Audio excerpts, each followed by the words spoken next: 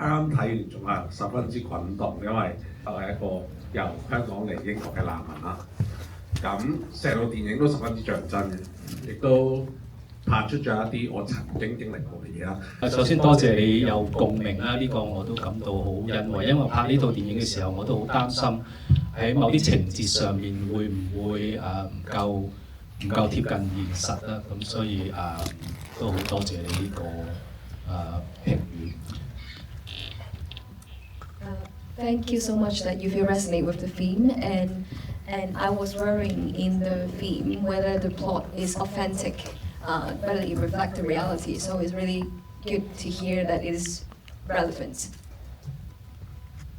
簡單啲答你嘅問題就係由新聞係一種記錄，電影都係一種記錄，而且嗰個電影嗰個我自己覺得。電影嗰個力量有陣時係超越咗新聞添。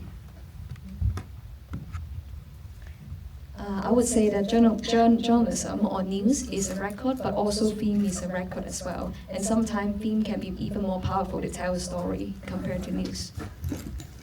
This is actually the first film talking about Hong Kong people, or especially the Hong Kong refugees, the life in the UK, or actually it's overseas.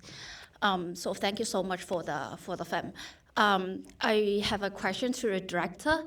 That is, do you have any difficulties, or can you share more your experience filming this film? 佢問我有冇遇到一啲咩困難？當然啦，拍一部長片係好多嘅困難啦，資金啊，揾唔揾到合適嘅演員啊。咁我反而係想講一啲比較幸運嘅時候，就係好幸運揾到兩個咁好演技嘅男女主角。咁當佢哋睇完劇本應承肯演嘅時候，我最重要係問佢最後一句嘅問題，就係你有冇顧慮呢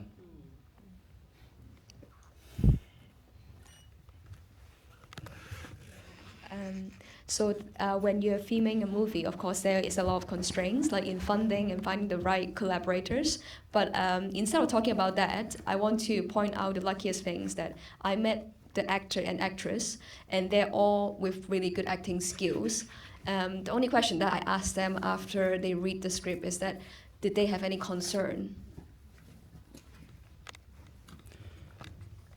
我好記得佢哋嘅回覆係演戲啫，我係演員嚟㗎嘛。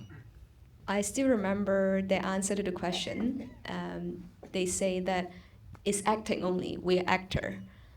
Their answer is show that they're very brave. So I'm just wondering, what do you think of the useness of films that could change the social problems? 即係新聞同電影好相似嘅就係有啲人期望佢可以解決到問題，即係喺度覺得記者你暴露咗一啲嘢，你可以解決到件事啊咁樣。咁我做咗咁多年新聞，我知道呢個並唔係嘅。即係新聞同電影一樣，面對社會問題嘅時候，你去面對佢，然後你只係去提醒啲人有咁樣嘅問題，令到啲人會知道，即係個 awareness 係好重要。即係正如呢套電影裏邊，我其中有一部分我係講緊佢哋冇辦法合法喺呢度做嘢工作，嗰個工作嘅自由，或者因為工作而享有嘅財政嘅自由係冇咗。咁呢個係好大嘅問題，尤其對好勤力工作嘅香港人，習慣於勤力工作嘅香港人係影響係至大。咁所以我喺個電影裏邊特別提到就係其實佢哋唔可以合法咁做嘢，佢哋被逼係失業。但係佢哋每個人都有個好強嘅 skill，係冇機會使用到，咁呢個係政策導致咁樣咯。